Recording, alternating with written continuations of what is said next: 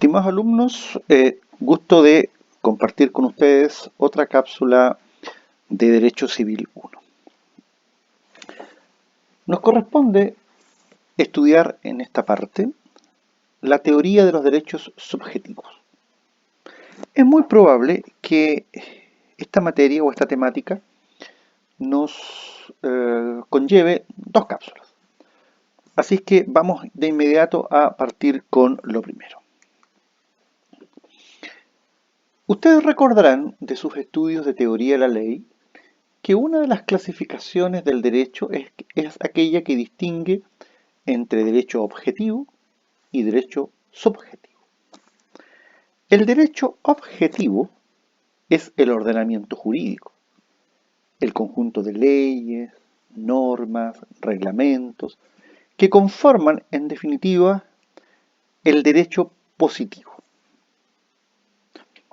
Frente al derecho objetivo está el derecho subjetivo, que podría ser definido en una primera aproximación como aquella facultad para gozar y exigir un bien determinado que le corresponde a la persona en justicia. Por ejemplo, el derecho de dominio es un derecho subjetivo. El derecho a la vida es un derecho subjetivo. El derecho a la honra, el derecho a la intimidad, la libertad de conciencia, son derechos subjetivos. Para que estemos frente a un derecho subjetivo, deben existir los siguientes elementos. Primero, que el ordenamiento jurídico concede una facultad o prerrogativa o dispense un beneficio. Por ejemplo, ustedes pueden encontrar en la Constitución Política de la República el que a los ciudadanos se les reconoce el derecho a votar, a presentarse como candidato en elecciones con votación popular. Presidente de la República, senador, diputado, alcalde, concejal, consejero regional, etc. Pero además, los derechos subjetivos pueden estar concedidos en normas no de rango constitucional, leyes, por ejemplo, del ámbito privado, como ocurre con nuestro Código Civil, como ocurre con el Código de Comercio, etc. Segundo, que el ordenamiento jurídico imponga a la sociedad el deber, la obligación de respetar los beneficios, prerrogativas que concedió a los individuos. Es evidente que donde nace el derecho de una persona, su límite, recordemos, está en el derecho de la otra. Por algo nosotros vivimos en una sociedad. En tercer lugar, que el ordenamiento jurídico garantice o ampare la prerrogativa que ha concedido, en tal forma que el beneficiado de ella pueda reclamar su protección. Ustedes van a estudiar en las diversas asignaturas de la carrera los mecanismos que el derecho procesal civil, derecho procesal penal, derecho procesal constitucional ponen a disposición de los justiciables o ciudadanos para salvaguardar sus derechos, sus garantías, sus libertades. Solo pongo como ejemplo el recurso de amparo del artículo 21 del Código Político, el recurso de protección del artículo 20 de la Carta Fundamental, entre otros, y ciertos recursos que están en la Constitución o en legislaciones especiales. Cuarto, que el titular tenga voluntad de ejercitar ese beneficio, garantía o prerrogativa, porque no hay ninguna duda que pueda renunciar al ejercicio de su derecho. Y como número quinto, que esta voluntad se concrete o manifieste reclamando la protección legal cuando el derecho sea perturbado o desconocido. Es decir, cuando yo solicito del aparato jurisdiccional del Estado que me ampare, que me proteja en mis derechos. Los derechos subjetivos admiten algunas clasificaciones. La primera, según su objeto y contenido. Hay derechos subjetivos públicos y derechos subjetivos privados. Y según su eficacia vamos a ver que hay derechos absolutos o relativos, originarios o derivados, traspasables y no traspasables, puros y simples y sujetos a modalidad, patrimoniales y extrapatrimoniales. El derecho subjetivo es público cuando la norma objetiva es de derecho público. Ejemplo, los derechos que nosotros vamos a encontrar en la Constitución Política de la República o en leyes de rango constitucional o en términos generales en normativas de derecho público. Por ejemplo, el derecho a votar, a ser elegido en un cargo público. En cambio, el derecho subjetivo es privado cuando la norma del ordenamiento jurídico es una norma de derecho privado. Por ejemplo, los derechos subjetivos que están reconocidos, por ejemplo, en el Código Civil, derecho de propiedad, los derechos personales o crédito. Los derechos pueden ser, según su eficacia, en absolutos y relativos. Decimos que el derecho subjetivo es absoluto cuando debe ser respetado por todos, es decir, oponible erga omnes. Cuando el sujeto pasivo es la sociedad toda. Por ejemplo, el derecho a la vida. O sea, el derecho a la vida no solo debe respetarlo mi entorno cercano, mi núcleo familiar, sino que el derecho a la vida debe ser respetado por todos quienes conforman el conglomerado social de un país, del continente y en último término del mundo entero. Lo mismo pasa, por ejemplo, con el derecho de propiedad. O sea, yo no exijo que la propiedad me la respete quienes conforman mi familia directa o mi vecino. La propiedad me tiene que ser respetada por todos, o sea, por todos quienes conforman la sociedad. Por eso se dice derecho absoluto. En cambio, el derecho relativo es aquel que yo puedo hacer exigible solo respecto de ciertas y determinadas personas. Por ejemplo, ¿a quién se le cobra la pensión de alimentos? A aquel obligado a pagar la pensión de alimentos. Yo no puedo exigir que se cobre la pensión de alimentos al vecino del deudor de la pensión. No, al directo obligado. ¿A quién le cobra impuestos el fisco? Al contribuyente. No le cobra impuestos el fisco al amigo del contribuyente, a la pareja del contribuyente, a la abuelita del contribuyente, le cobra al contribuyente. Ese es el sujeto pasivo. El contribuyente de IVA, de renta, de timbre y estampillas, etcétera, etcétera. El derecho originario es aquel que emana de su titular. Por ejemplo, el derecho a la vida. Se trata de un derecho que antes no existía y que se crea por un hecho del titular. El derecho a la vida es el más importante de todos. En cambio, el derecho derivado es aquel que tiene un precedente titular.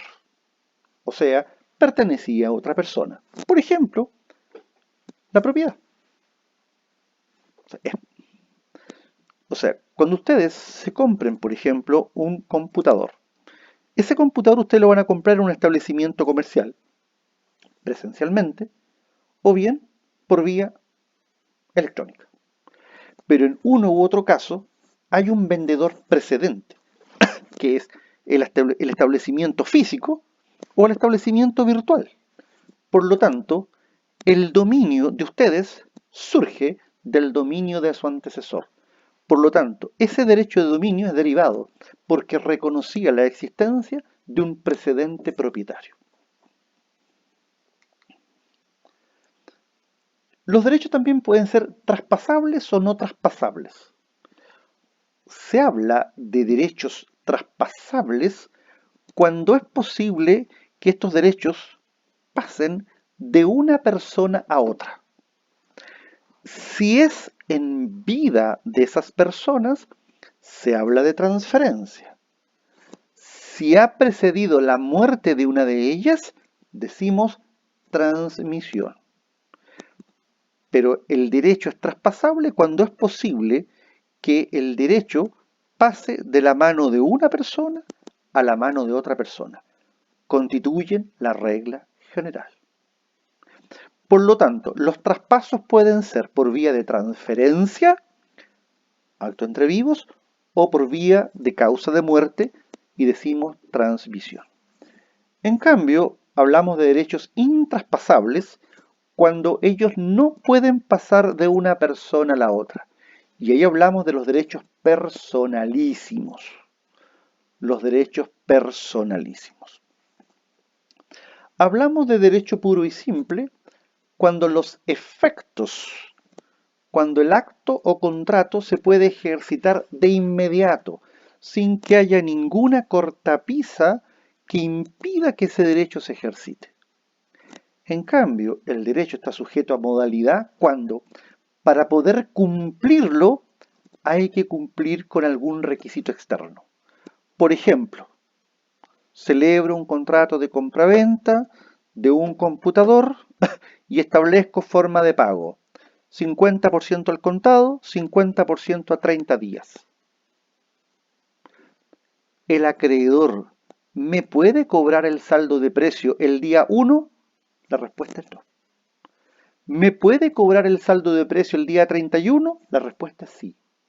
Es decir, él puede ejercer su derecho una vez que se cumpla el requisito. ¿Cuál requisito en este caso? El plazo. Los derechos pueden ser patrimoniales. Y son derechos patrimoniales los que tienen un contenido económico. Es decir, pueden ser valuados en dinero. Por ejemplo, cuando hay un choque, ¿qué es lo que se hace? Entre otras cosas, llevar el vehículo a un taller a efectos de que me valoricen los daños en repuestos y en mano de obra. Por lo tanto, el derecho de dominio sobre, por ejemplo, un vehículo motorizado es un derecho subjetivo patrimonial. ¿Por qué? Porque permite evaluar en dinero el daño. Pero si no hay daño, también permite evaluarlo en dinero, el valor comercial de ese vehículo. Ahora, los derechos patrimoniales se clasifican en derechos reales y derechos personales. Solo conserven esa idea. Ya llegará el minuto en el cual, a finales de este semestre y el próximo, vamos a profundizar en lo que son los derechos reales y posteriormente vamos a profundizar en lo que son los derechos personales. Frente a los derechos patrimoniales están los extrapatrimoniales, que son aquellos que no contienen una inmediata utilidad económica, ni son por tanto valuables en dinero. Háganse la siguiente pregunta. ¿En cuánto valúan la vida de sus seres queridos? Sus padres, sus madres, sus hermanos, sus hermanas, sus abuelos, sus abuelas, sus tíos, sus tías, sus primos, sus pololos, sus parejas, sus cónyuges. Eso no tiene valor. Por lo tanto, estos derechos no tienen una inmediata evaluación, lo que no significa que en el futuro vayan a tener que ser necesario evaluarlos. Porque un autor, Carlos Ducci, miren, lo voy a leer textual, advierte que no es del todo exacto señalar que los derechos extrapatrimoniales carecen de valor pecuniario, porque lo adquieren, o sea, adquieren valor económico cuando son lesionados. Es decir, si mañana, por ejemplo, en una situación desgraciada, triste, fallece, por ejemplo, en un accidente de tránsito, un padre, una madre, un hermano, una hermana, un primo, prima, un hijo, una hija, un abuelo, una abuela, etc.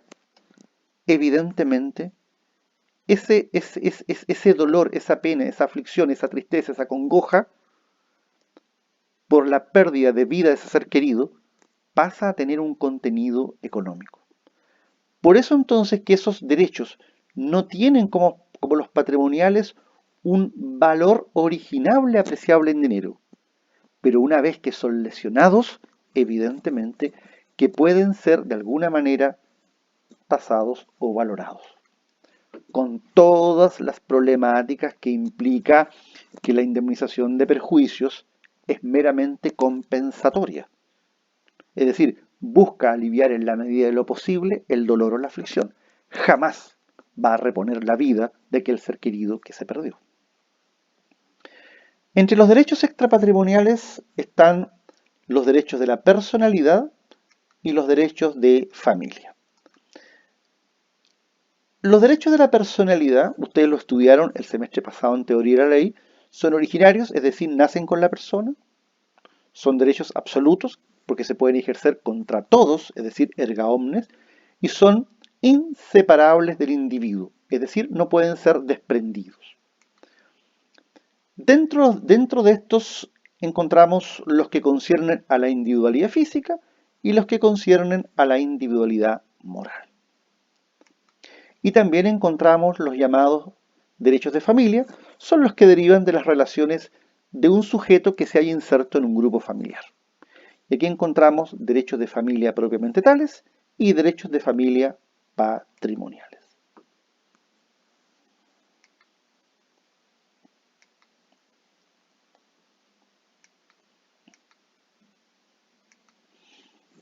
Bien, eso es todo por la clase de hoy.